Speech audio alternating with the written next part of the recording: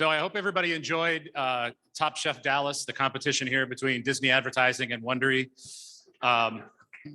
Thank them very much for everything.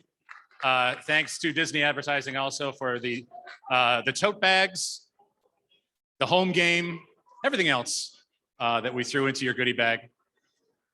And I would ask if you're still networking in the back of the room to make a choice, because I want to get started. All right. I am as excited about this study as I think, any that I've ever worked on. And that's the truth. And I think I'm not normally an effusive person, but I'm effusive about this one. It's about there's no such thing as a perfect study, right? There's no such thing as perfect research, except this one. This one really came out fantastic.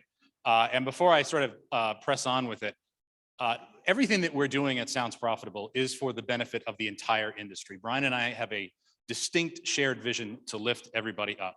And that means not doing advocacy work for any one company or another, but it's to get as many logos on these slides as we can so that they are accepted, so that they are brought in to agencies, that they're shown to buyers, that they become part of the story that lifts podcasting up, right? There are a lot of assumptions, received wisdom, lots of things holding podcasting back. And some of that is about the advertising space. And I've certainly heard programmatic's name taken in vain many, many times. People complaining that a screaming ad will make them lose their audience. Not if your show is good, right? It doesn't work that way in other media. If your content is good, they're not going to lose you. But what we wanted to do with this study is kind of take on some of that received wisdom. The listener doesn't know if something is DAI or programmatic. Maybe they can guess if it's live, host read or not. So that's not what we tackled here. What we tackled instead was the creative execution of some ads in a really unique study. But it would not be possible without the generous help of a great mix of companies. Some I've worked with for years. I've worked with NPR for years. I've worked with various parts of SXM, pieces and parts, pretty much my entire career, Wondery since the beginning. And then some wonderful new advertisers and new sponsors and new companies, to me anyway, Barometer, Mopod, thank you very much, AudioHook, and our first brand, BetterHelp. So this has really been a labor of love for me. It was the one that was I've always wanted to do, but it needed to be done right. And we were able to do it right. And I'm proud of everything except one thing, and that is that I did not name it. Brian named it, and it's a really good name. And I want to explain to you what's behind the name after these messages. But first, there are a lot of people here from Disney Advertising, the Disney family of companies, ESPN, ABC. If you are from Disney, I'd like you to close your eyes and listen to the sound of my voice right the way down. In a few moments, I'm going to ask you to sleep. Sleep. After these messages, we'll be right back. After these messages, we'll be right back. Now, come on. When I snap my fingers, Disney, you may wake up. There was no copyright infringement. So after these messages is a study of the creative execution of podcast ads. And we tackled this by basically doing 3 different types of ad, which I'm going to show you here in a moment. There hasn't really been something like this in the space before because, as Paul was saying earlier, it's really hard to do. You can either do it at scale in the abstract, or you can do it in sort of smaller numbers in a forced exposure, that kind of experimental design kind of thing. But we were actually able to do something kind of unique here, forced exposure at scale. And it only worked because of the participation of, I think, just 2 perfect partners for this. It's based on a study of 1,049 weekly podcast consumers, and it was conducted by Edison. Edison's been a wonderful partner through all of this. They spent a lot of time with us working through this data and through this deck. So a lot of their hard work is on the page, and certainly Brian and I's work as well. And they conducted this for us. And what we did was ask people to listen to a segment of content from this young man here, Jordan, sitting in the front row. Let's give him a hand. What we wanted to do was play a piece of content for everybody and then follow it with one of 3 different advertising treatments just to see what clicked, what was different, what did better, what did worse, right? So everybody got the same piece of content, and we were deliberate in our choice, and we're so pleased that Jordan worked with us because it's a really mass appeal, fantastic show. It's interesting. We knew that if we played a segment of Jordan's show, that people would be interested in it, right? Because that's a big part of it. It's not just slamming an ad into a piece of random content. It's, is this some content that people would actually like? And does that kind of transfer over, right? So we had a piece of content that was actually an interview that Jordan did with Matthew McConaughey. It was like, who's not gonna like that? And you'll see, in fact, most people really, really loved it. And then we had the participation of Athletic Greens. Give them a big hand because they took a risk with this one. And what we did was we had Jordan record sort of an ad-lib version, as he typically would do in his show for Athletic Greens. Then we also had a scripted version. One was done by Jordan, and another was done by Ashley Hamer-Pritchard, who was, you'll hear her voice in just a moment, right? I think we can all agree that radio spots suck on podcasts, right? They just pull you out of the experience. So we wanted to make a scripted announcer-read ad that actually sounded good. So we had Ashley do it for us, and it really fits the mood of Jordan's show. It doesn't stick out in that way, right? So that's what we did. A third of the sample got one of these advertising treatments after the same piece of content. So we set all the variables to 0 that we possibly could, and the results that came back were just tremendous. And of course, this data was weighted to the infinite dial from Edison Research, Wondery, and Art19 that came out earlier this year. So it was a representative sample of podcast listeners. And it also returned back, without us forcing it, a significant number of existing listeners to Jordan's show, which is what made all of this click, okay? So a couple of things in the abstract about podcast listening, and you already know these, but I love to update these stats yearly or so, just so that we can keep a barometer on this, because you never know when things are gonna go south here. But the first is that in general, and this is data that we've reported, I've reported in the past, the last super listener study from Edison and Ad Results Media is similar to this, that people generally like the host read ads better, but the announcer read ads don't exactly fall off a cliff, right?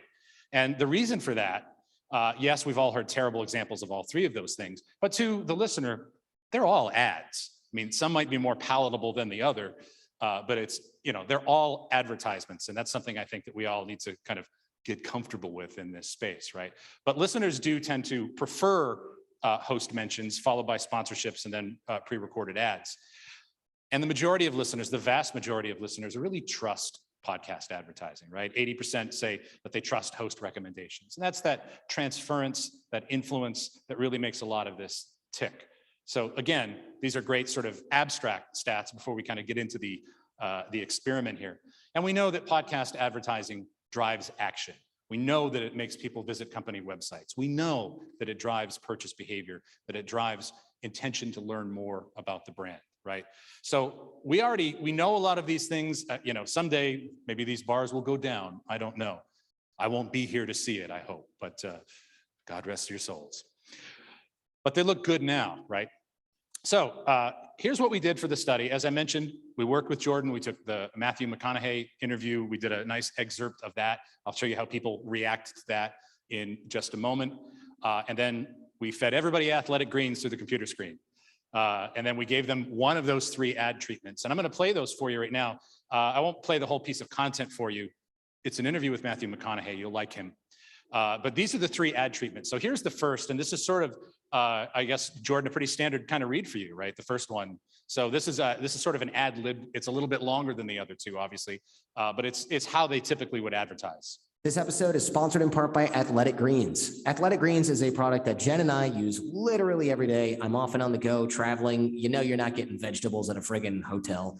Basically, this is my all-in-one nutritional insurance. And tons of people, look, we take some kind of multivitamin. Who knows what's in there? You probably just peeing the whole thing out. It's important to choose one with high-quality ingredients your body will actually absorb. Athletic Greens uses the best of the best products based on the latest science. My friend founded the company. He's such a stickler for quality and kind of like no-nonsense stuff when it comes to what goes in your body. There's constant iterations and third-party testing. And yeah, okay, it's cheaper than getting a billion different vitamins yourself. No GMOs, no nasty chemicals, no artificial stuff in there. It's time to reclaim your health and arm your immune system with convenient daily nutrition, especially heading into the flu and cold season, which I think now is year round, especially if you have 2 kids. It's just 1 scoop in a cup of water every day. That's it. No need for a million different pills and supplements to look out for your health. To make it easy, Athletic Greens is going to give you a free 1-year supply of immune-supporting vitamin D and 5 free travel packs with your first purchase. Just visit athleticgreens.com/Jordan to take ownership over your health and pick up the ultimate daily nutritional insurance. All right, so that obviously was a live kind of ad-lib version. And then Athletic Greens doesn't really do kind of scripted ads, so I wrote one basically, I will not quit my day job, and had Jordan read it and Ashley read it. So here's Jordan's read. This episode is sponsored in part by Athletic Greens. It's time to reclaim your health and arm your immune system with convenient daily nutrition. With 1 delicious scoop of Athletic Greens, you're absorbing 75 high-quality vitamins, minerals, whole food-sourced superfoods, probiotics, and adaptogens to help you start your day right. No need for a million different pills and supplements to look out for your health. Just 1 scoop in a cup of water every day. To make it easy, Athletic Greens is going to give you a free 1-year supply of immune-supporting vitamin D and 5 free travel packs with your first purchase. Just visit athleticgreens.com/Jordan to take ownership over your health and pick up the ultimate daily nutritional insurance. And finally, here's the read that we had Ashley do. It's time to reclaim your health and arm your immune system with convenient daily nutrition. With 1 delicious scoop of Athletic Greens, you're absorbing 75 high-quality vitamins, minerals, whole food-sourced superfoods, probiotics, and adaptogens to help you start your day right. No need for a million different pills and supplements to look out for your health. Just 1 scoop in a cup of water every day. To make it easy, Athletic Greens is going to give you a free 1-year supply of immune-supporting vitamin D and 5 free travel packs with your first purchase. Just visit athleticgreens.com/Jordan to take ownership over your health and pick up the ultimate daily nutritional insurance. How many of you are now interested in Athletic Greens? See, this works, right? Okay, we're done. Thanks, everybody. No. So that's basically the design. We tried to set as many things to kind of variables to 0 as we could. And it came back phenomenal. I really can't wait to show it to you. So get on with it, you might say. First of all, and we did not force this, we did not screen for this, but we had 300 existing listeners to Jordan's show. And that is what really made this project sing. We hoped we would get a lot. It's a big show. We're talking to weekly podcast consumers. We know certainly from Edison Podcast Metrics how well that show does relatively. So we hoped we would get a lot. And really the question was just, have you ever listened to the show? But you'll see when I show you the data that we definitely got listeners to the show. But that meant that we had about 100 people hear each of the ad treatments too. So that gave us a really robust sample to do something at scale that normally gets done in a much smaller kind of focus group setting, right? So it was a pretty good piece of research. And then we also asked if people used this category, and most people do use this category. So we wanted to make sure that the content was good, that people would enjoy the content, and that we weren't advertising CBD porn. I don't know. I probably just got blocked by somebody for saying that. But we wanted to make sure that that the product was a good fit, that the show was a good fit, and all of these things. So if we saw something funky, we could kind of solve for that. But we didn't see something funky unless funky is good. And then we saw something good. All right. So here's how everything did. And we're going to refer to things here basically as live read, scripted, and announcer. And you can see basically the relative performance of these things. First of all, we asked people, did you like the show? Right? That was the first part before we asked anything about the advertising. And in fact, in the survey, people were told, we're going to play you a piece of a show. We want to find out your opinions about it. We didn't talk about advertising at all in the initial screen for it. And the show, obviously, very, very positive, very little rejection. And then on the bottom there, that 88% who say that they've ever listened to Jordan's show, they really like the segment, right? So we know we got the right people. That all checks internally. So we had the right fit of everything, the right show, the right brand. And so that gave us, I think, the best chance for success here. First of all, we just asked a simple question. Did you hear an ad? And 85% say, yeah, we did hear an ad, which that's pretty good, right? The next question that you ask after that is, name all the brands that you heard advertised when you listened to this, right? So it's unaided recall, basically. And the unaided recall of Athletic Greens was through the roof. These are really, really good scores. For the live read, 68% recalled the name exactly. Another 12% said athletic or greens. So we half count them, sort of, right? 80% of the people who heard the live read, unaided, told us that it was an ad for athletic greens. But the scripted host read was statistically just about the same, right? 76% say they recalled the name, 55% of that, the exact name. And then the announcer read ad also performed really, really well. Now, clearly in unaided recall, Jordan's live ad lib read did the best, and certainly statistically significantly better than the announcer read, but that 67% is a very high number for those of you who have seen any of these kind of brand lift and brand recall studies before, right? So all three of these ads delivered on unaided recall, especially the live ad lib read. And then aided recall, this is where we gave people a whole list of products and asked them, did you hear an ad for this product? And of course, that's also very, very high, close to 90% with the live read, the scripted host, and still very high with the announcer read as well, right? So again, clearly with the entire sample, Jordan's reads did better. The live read did the best in terms of unaided recall, but the announcer read did really well, right? It did really well because it didn't violate your ears after you heard Jordan's content, right? It fit the mood of the show. So it worked, it all worked together. And Jordan is able to kind of transfer that open welcome door to that announcer read ad because it didn't violate your ears. We asked people how well did that ad fit the show? And again, it's a very similar story here. Jordan's two reads did the best. The announcer read still 44% of the sample thought that it fit pretty well, right? There's a little bit more kind of rejection there with the announcer read on this particular question. But of course, we're asking people, many of whom have never heard Jordan's show before, so they're kind of taking a guess here, right?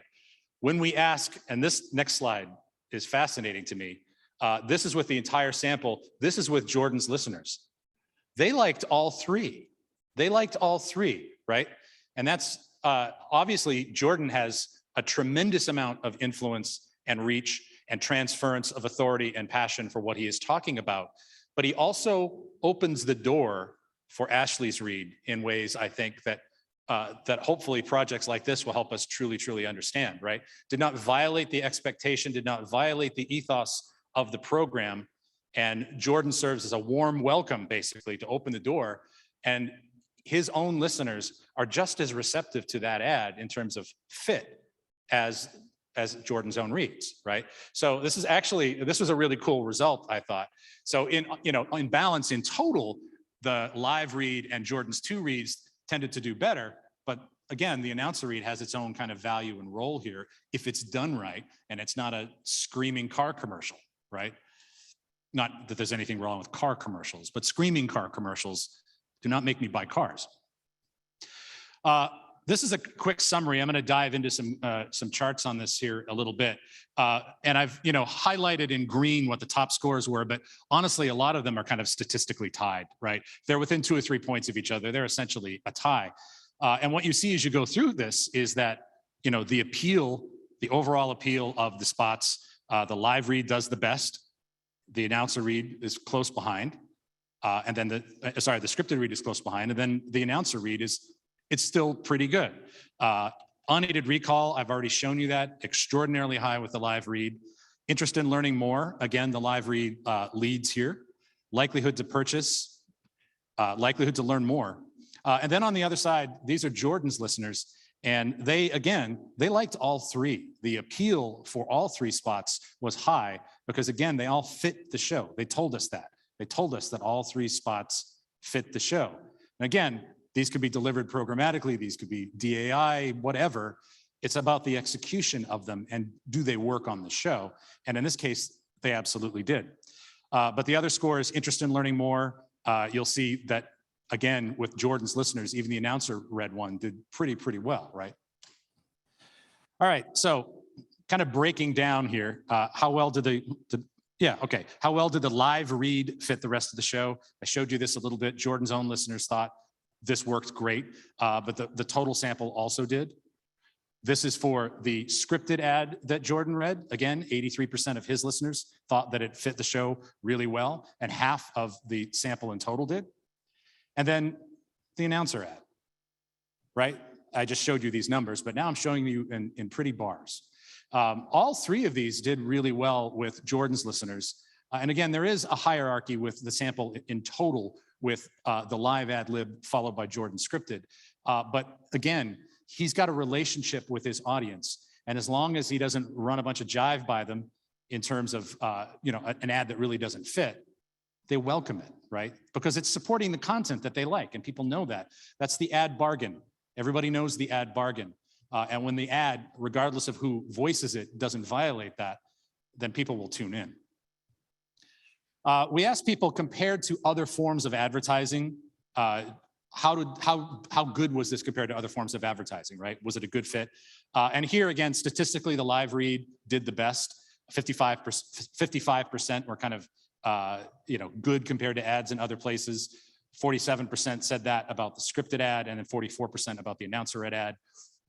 Very little rejection, certainly of the scripted and live read. There's a little bit more with the announcer read ad as well. But compared to other forms of ads, and again, think about this question. We're asking people, how much did you like an ad? Like, this is a question that you could get 0 on very easily if it's a piece of crap, right? We did not get zeros. Jordan's existing listeners were positive about all three treatments because, again, they all fit the dynamic of the show. They did not violate the mood of the show. They were well executed, all three of them. And so for all three of them, there is acceptance, right? There is acceptance of that. We asked people how, for each of these treatments, how does it compare to a typical ad? I won't spend a lot of time on this summary graph. I'll show you, this is, for later, for the bathroom. You can read on this chart, because I again drew some pictures for you. Now, this is the live read. When you ask people, compared to a typical ad, how would you describe this particular execution of the ad? And this was the live read from Jordan, right? 75% said it's more informative than a typical ad, but almost all of these scored above 50, except make you less likely to consider the product. This is not the one you want to score well in. And it did not, in fact, score well. So that's the live read, seen overwhelmingly as more informative than a typical ad, but also more enjoyable, more memorable, and less annoying. That's the live read. Left them in the same order here so you can grok it a little bit easier. The scripted ad really overperformed for less annoying, right? And of course it did. People like Jordan. Jordan's listeners like Jordan, so that's going to work. So people thought it was less annoying, more compelling, more enjoyable, more memorable. And then this was the announcer read. And again, the scores are a little lower, right?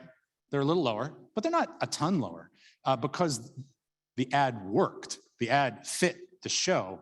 It did not violate the listener's earballs, right? So again, with the whole sample here, there's a case to be made for all of these. There's a case to be made, obviously, that the host live read is kind of, Marshall Williams calls it beachfront property, right? There's a case to be made for that.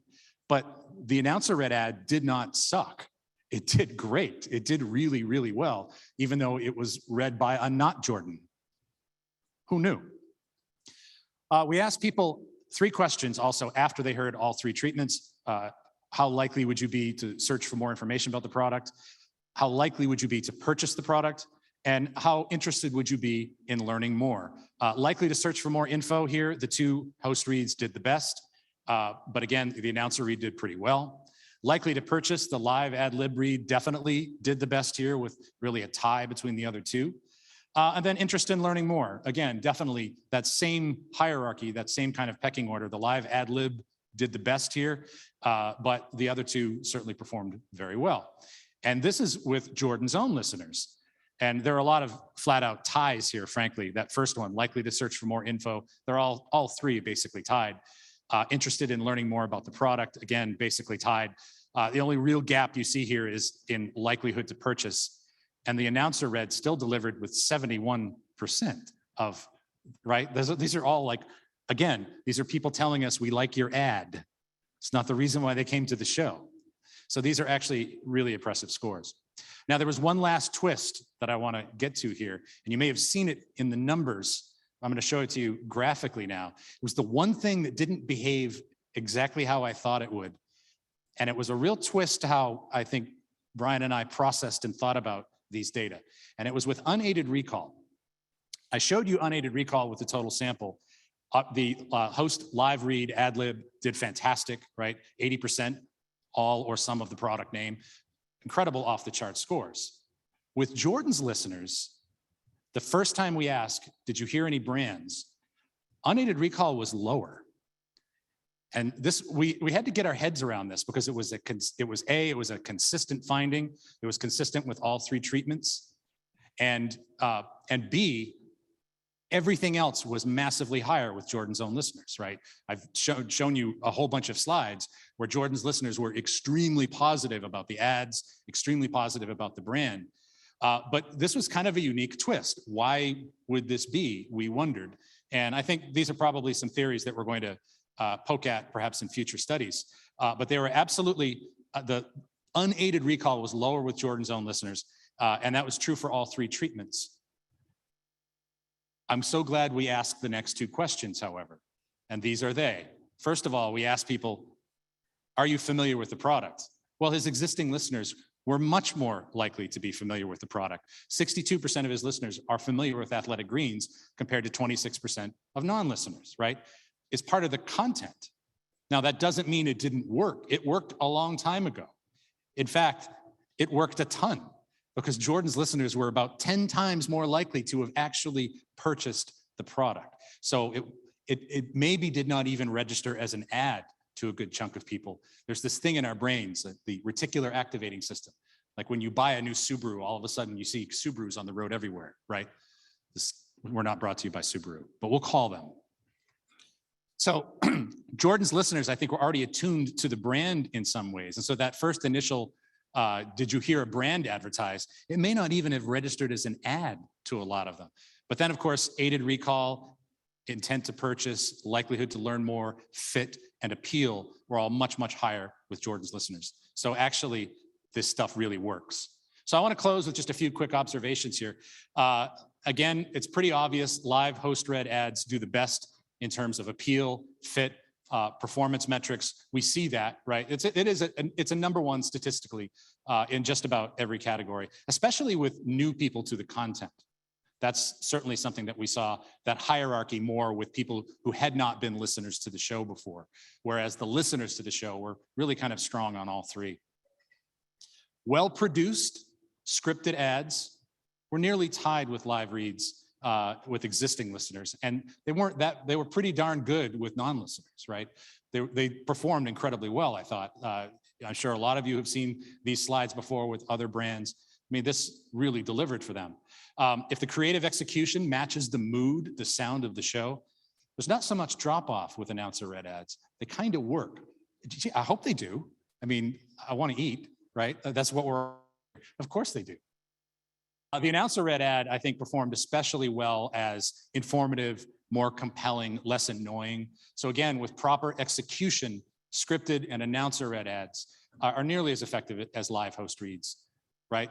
And there's some interesting dichotomies there, I think, which I'll touch on kind of with our last observation. The performance ads for all three were significantly higher with existing listeners to Jordan's show. It's the power of his relationship. It's the power of the trust that he has built. It is the warm welcome. It is the open door to consider the brand because people like the show. They like the people behind the brands that support the show. Unaided recall was really high, especially with the live read. I was impressed by these scores, especially again with non-listeners to the show. And then, as I mentioned, that sort of last twist at the end, that first unaided recall question is actually lower with Jordan's existing listeners. But again, they were much more familiar with the brand. They were 10 times more likely to have purchased the brand than the rest of the sample, right? So they already, it was part of the show for them. They already had an appeal. They already had a fit with the brand because they've been sitting with it for a while. I mean, Jordan's been doing these ads. So even though that twist of unaided recall being lower, it actually all kind of makes sense, I think, if you see the rest of the data and view it through that lens. And all of that, I think, rolls up into the utility of both approaches, either in sequence, phased, or together for doing two different things. And it may be that the live host read is the most effective way to welcome you, to welcome the brand into a space, whereas the announcer read ad might be more efficient, may even deliver features and benefits more consistently. I don't know about you, but I have heard some podcasters sleepwalk through live read ads, right? You know what I'm talking about. That's not going to happen with Ashley Hamer. You just play that 30 every time and she's going to sound great, right? So there are benefits to both, and they may work in concert and they may work in sequence, and they may do different things, which I think is the really fascinating thing about all of this. This study is available now. This study is available. If you squint really hard, the entire study is in that diagram. It is available in English and in Spanish. We put both up. So download to your heart's content. We hope you use these decks. We hope you use this data everywhere and anywhere. I was really blown away by this study. I thought it came back as strong as anything I've seen in the space. And again, to be able to do this kind of forced exposure at that kind of scale with that many actual listeners to Jordan's show, it's not a thing that I don't think has been done before. I have not really been able to do it. Took the right show. Thank you, Jordan. Give Jordan a hand.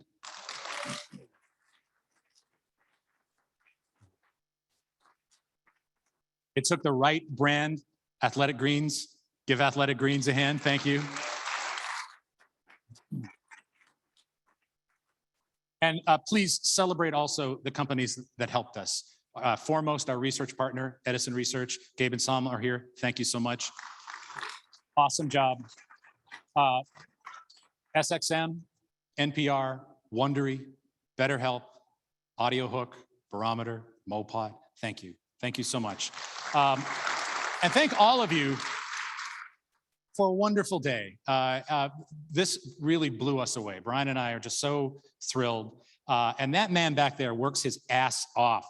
So a round for Brian Barletta, because I don't do very much.